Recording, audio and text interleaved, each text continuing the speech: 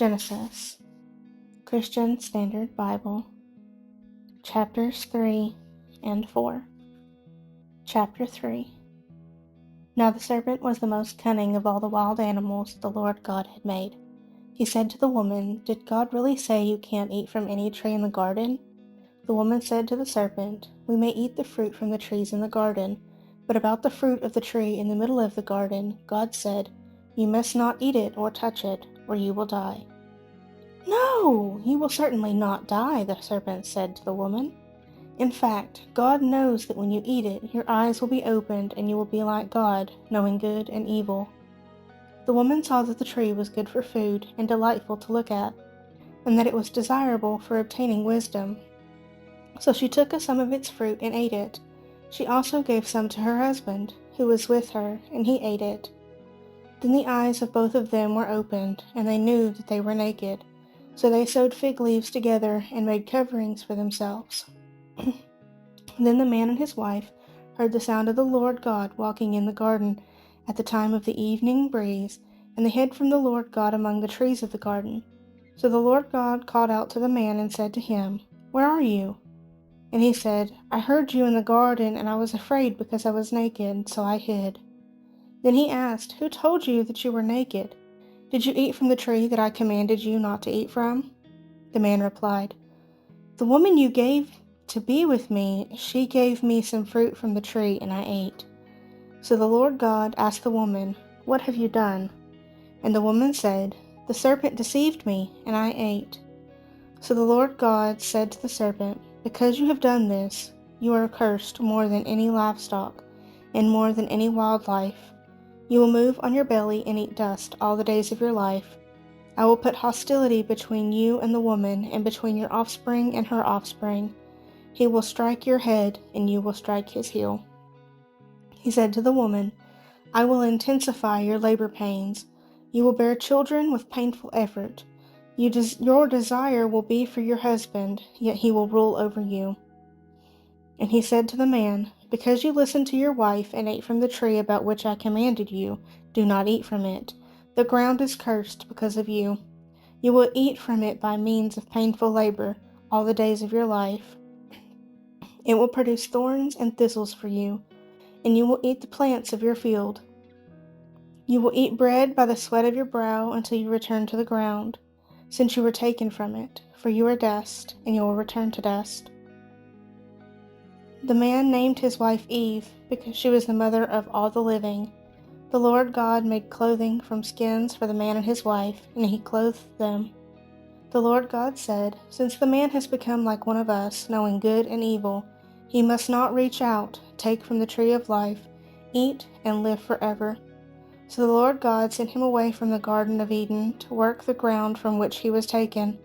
He drove the man out and stationed the cherubim and the flaming whirling sword east of the Garden of Eden to guard the way to the tree of life.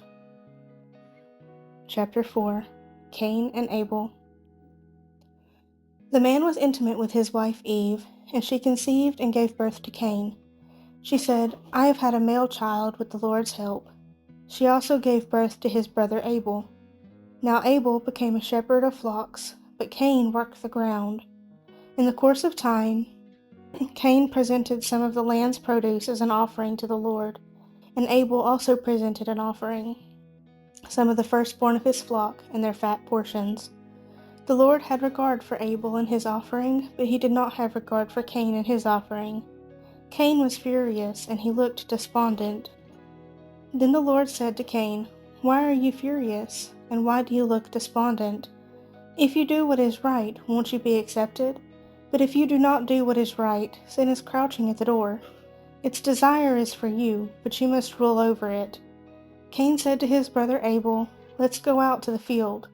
And while they were in the field, Cain attacked his brother Abel and killed him. Then the Lord said to Cain, "Where is your brother Abel?"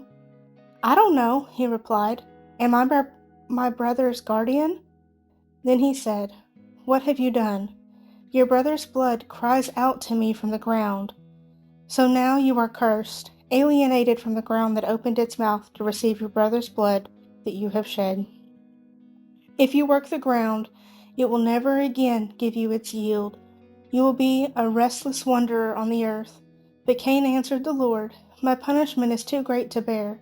Since you are banishing me today from the face of the earth, and I must hide from your presence and become a restless wanderer on the earth, whoever finds me will kill me. Then the Lord replied to him, In that case, whoever kills Cain will suffer vengeance 7 times over. And he placed a mark on Cain, so that whoever found him would not kill him. Then Cain went out from the Lord's presence and lived in the land of Nod, east of Eden. Cain was intimate with his wife, and she conceived and gave birth to Enoch. Then Cain became the builder of a city, and he named the city Enoch after his son. Irad was born to Enoch. Irad fathered Mehujael. Mehujael fathered Methuselah, and Methusael fathered Lamech. Lamech took 2 wives for himself, one named Adah and the other named Zillah. Adah bore Jabal. He was the first of the nomadic herdsmen. His brother was named Jubal. He was the first of all who play the lyre and flute. Zillah bore Tubal-Cain, who made all kinds of bronze and iron tools. Tubal-Cain's sister was Naamah. Lamech said to his wives, Adah and Zillah, Hear my voice, wives of Lamech, pay attention to my words. For I killed a man for wounding me, a young man for striking me. If Cain is to be avenged 7 times over, then for Lamech it will be 77 times. Adam was intimate with his wife again, and she gave birth to a son, and named him Seth, for she said, God has given me another offspring in place of Abel, since Cain killed him. A son was born to Seth also, and he named his son Enosh. At that time people began to call on the name of the Lord.